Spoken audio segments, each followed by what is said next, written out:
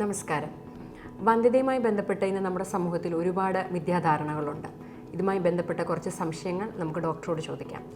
ഇന്ന് നമ്മളോടൊപ്പം ഉള്ളത് Chengannur doctor K M Cherian institute of medical സയൻസസിലെ റീപ്രൊഡക്റ്റീവ് മെഡിസിൻ സീനിയർ കൺസൾട്ടൻ്റായ ഡോക്ടർ കവിത LS ആണ്. Welcome doctor. Thank you. Doctor, ഒരു കുഞ്ഞുണ്ടായി കഴിഞ്ഞ് കഴിഞ്ഞാൽ അടുത്ത പ്രഗ്നൻസി ആവാൻ താമസമില്ലെന്നാണ് എല്ലാവരും പറയുന്നത്. അതിലെ വസ്തുത എന്താണ്? ഒരു കുഞ്ഞായി കഴിഞ്ഞാൽ അടുത്ത പ്രഗ്നൻസി ആവാൻ ചിലർ ഒത്തിരി താമസിക്കാറുണ്ട്. ഇപ്പം ഒരു കുഞ്ഞായി ആയുള്ളൂ, ഇനി ഒരു 5-6 വർഷം കഴിഞ്ഞ് മതി, അങ്ങനെയൊക്കെ തീരുമാനിക്കും. പക്ഷേ അവർ പ്രഗ്നൻസി ട്രൈ ചെയ്യുമ്പോൾ ചിലപ്പോൾ ആവാറില്ല. അതിനെയാണ് സെക്കൻഡറി ഇൻഫെർട്ടിലിറ്റി എന്ന് പറയുന്നത്.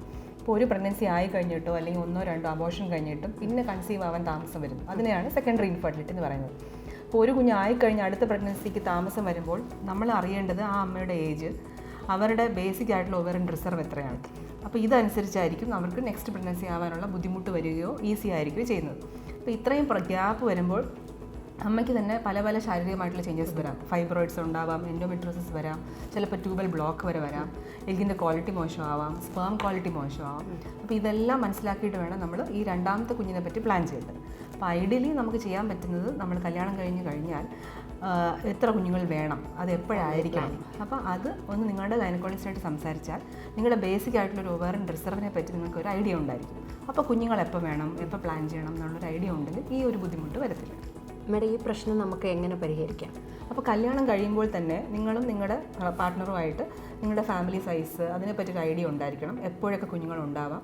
അപ്പോൾ നിങ്ങളുടെ ഒരു ഓവറിൻ റിസർവ് നിങ്ങളുടെ ഗൈനക്കോളജിസ്റ്റായിട്ട് സംസാരിച്ച് ഒരു ഓവറിൻ റിസർവ് അറിഞ്ഞാൽ നമുക്ക് എത്ര കുഞ്ഞുങ്ങൾ വേണം, ഏതൊക്കെ പ്രായത്തിൽ വേണം എന്നുള്ളൊരു ഐഡിയ കിട്ടും. അപ്പോൾ ആവശ്യമുണ്ടെങ്കിൽ നമുക്ക് എംബ്രിയോ ഫ്രീസിങ്ങോ എഗ് ഫ്രീസിങ്ങിനോ പറ്റി ആലോചിക്കുകയും ചെയ്യാം. മേഡം, ഒരു അബോർഷൻ ആയി കഴിഞ്ഞ് കഴിഞ്ഞാൽ നെക്സ്റ്റ് പ്രഗ്നൻസി ആവാൻ വെയിറ്റ് ചെയ്യണമെന്ന് പലരും പറഞ്ഞിങ്ങനെ കേട്ടിട്ടുണ്ട്. അപ്പോൾ അത് 3 മാസമാണോ, 5 മാസമാണോ, 1 വർഷം വരെ കാത്തിരിക്കണോ? എങ്ങനെയാണ് അതിൻ്റെ ഒരു ഗ്യാപ്പ് വരുന്നത്? അതിപ്പോൾ ഏത് മാസത്തിലാണ് അബോർഷൻ ആയത്, എന്ത് റീസൺ കൊണ്ടാണ് അബോർഷൻ ആയത്, ഇതനുസരിച്ചിരിക്കും. അപ്പോൾ ആദ്യത്തെ 3 മാസത്തിൽ ഹാർട്ട് ബീറ്റ് വരാതെ ആണ് അബോർഷൻ ആയത്, അതിന് പ്രത്യേകിച്ച് റീസണൊന്നുമില്ല, ഫസ്റ്റ് അബോർഷനാണ്, വേറെ ഇൻഫെക്ഷൻസോ കാര്യങ്ങളോ ഒന്നുമില്ല, ഇനി നമുക്ക് 3 മന്ത്സ് ആകുമ്പോൾ തന്നെ അടുത്ത പ്രഗ്നൻസി ട്രൈ ചെയ്യാം. അപ്പം അതിന് മുമ്പ് ചെയ്യാനുള്ള ചില പ്രീ കൺസെപ്ഷൻ കാര്യങ്ങൾ like folic acid, diet, exercise, ആ കാര്യങ്ങളൊക്കെ നമ്മൾ ഇൻക്ലൂഡ് ചെയ്ത് അടുത്തൊരു പ്രഗ്നൻസിക്ക് ട്രൈ ചെയ്യാം. പക്ഷേ നിങ്ങളുടെ ഫസ്റ്റ് പ്രഗ്നൻസി വെസിക്കുലർ മോളോ അങ്ങനെ എന്തെങ്കിലും ആണെങ്കിൽ നിങ്ങളുടെ ഡോക്ടറുടെ നിർദ്ദേശം അനുസരിച്ച് മാത്രമേ അടുത്ത പ്രഗ്നൻസി പ്ലാൻ ചെയ്യാവൂ. അതുപോലെ തന്നെ ഒരു 3 മാസം കഴിഞ്ഞിട്ട് ഒരു 4-ാം മാസം തൊട്ട് 5 മാസം വരെ പെട്ടെന്ന് സെർവിക്സ് വികസിച്ച് അബോർഷനായി പോകുന്ന കണ്ടീഷൻസ് ഉണ്ട്. അങ്ങനെയുള്ളത് നമുക്കൊരു 6 മന്ത്സ് കഴിഞ്ഞിട്ട് കൺസീവ് ആവുന്നതായിരിക്കും നല്ലത്.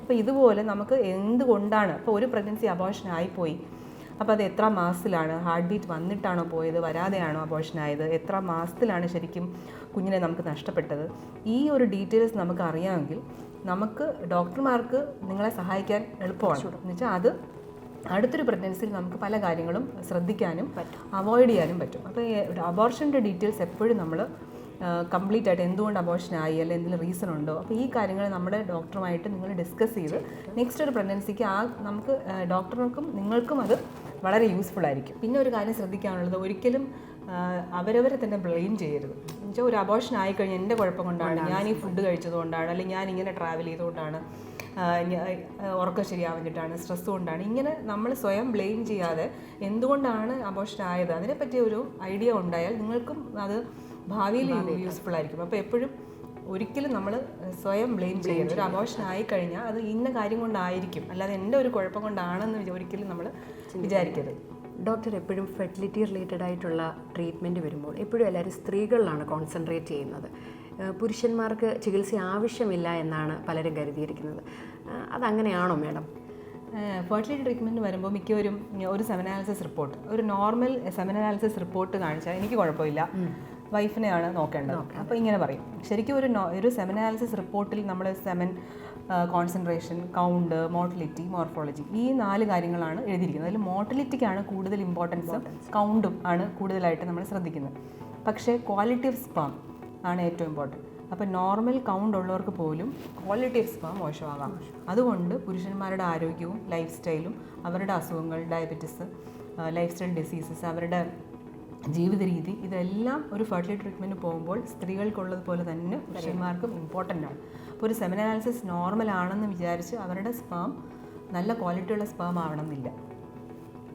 പ്രത്യേകിച്ച് ശ്രദ്ധിക്കാനുള്ളത് സ്മോക്കിംഗ്, ആൽക്കഹോൾ, ഇതെല്ലാം സ്പേമിനെ ബാധിക്കും. ഈവൻ ഒരു നന്നായിട്ട് സ്മോക്ക് ചെയ്യുന്ന ഒരാൾ, ഒരു 6 സിഗരറ്റിൽ കൂടുതൽ ഒരു ദിവസം വലിക്കുന്ന ഒരാൾ, അല്ലെങ്കിൽ ഒരു 2 പെഗിൽ കൂടുതൽ ഡ്രിങ്ക്സ് കഴിക്കുന്ന ഒരാളുടെ സ്പേം കൗണ്ട് നോർമലാണെങ്കിലും അതിൽ DNA ഫ്രാഗ്മെൻറ്റേഷൻ ഇൻഡെക്സും ക്വാളിറ്റി ഓഫ് സ്പേം ഒക്കെ മോശമാവാൻ സാധ്യതയുണ്ട്. ഇതൊരു നമ്മൾ സാധാരണ രീതിയിലുള്ളൊരു കൗണ്ട് അനാലിസിസ് ചെയ്യുമ്പോൾ ഇതെല്ലാം കണ്ടുപിടിക്കണം എന്നില്ല. ഇത് പ്രത്യേകം നമ്മൾ അറിഞ്ഞിരിക്കേണ്ട ഒരു കാര്യമാണ്. Paternal age doesn't matter in pregnancy, ശരിയാണോ മാം?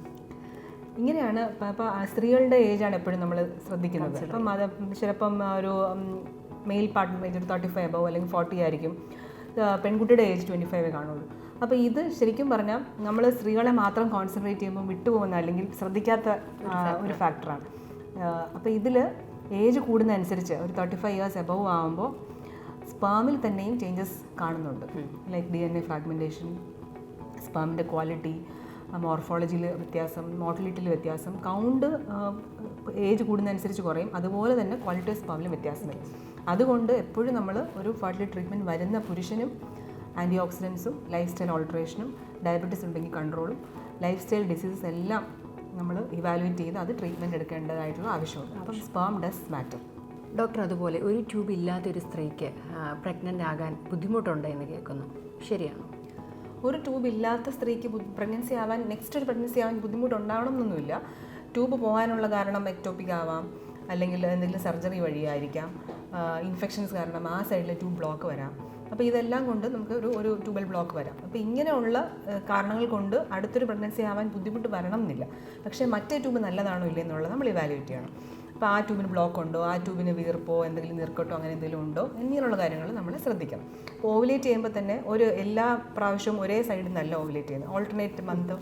ഓൾട്ടർനേറ്റ് ഓവറീസ് നിന്നായിരിക്കും. അപ്പോൾ ഇതുകൊണ്ട് ഈ എക്ടോപിക് അല്ലാത്ത അല്ലെങ്കിൽ ആ ട്യൂബ് എക്ടോപിക് വന്ന ഒരു ട്യൂബിലോ ആ സൈഡിലോ ഓവറി നല്ല ഓവുലേറ്റ് ചെയ്യുന്നതെങ്കിൽ മറ്റേ സൈഡിൽ പ്രഗ്നൻസി ആവാൻ ചാൻസ് കൂടുതലാണ്. അപ്പം അങ്ങനെ ബുദ്ധിമുട്ടുണ്ടോയെന്നില്ല, പക്ഷെ നമ്മൾ ട്യൂബ് ഇവാലുവേറ്റ് ചെയ്തിരിക്കണം. അതുപോലെ 2 ട്യൂബ് ബ്ലോക്ക് ആണെങ്കിൽ പ്രഗ്നൻസി സാധ്യമാണോ?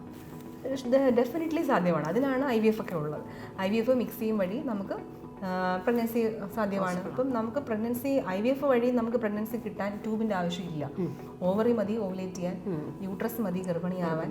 അപ്പോൾ അതുകൊണ്ട് നമുക്ക് ബോത്ത് ട്യൂബ്സ് ഇല്ലെങ്കിൽ പോലും പ്രഗ്നൻസി ആവാം.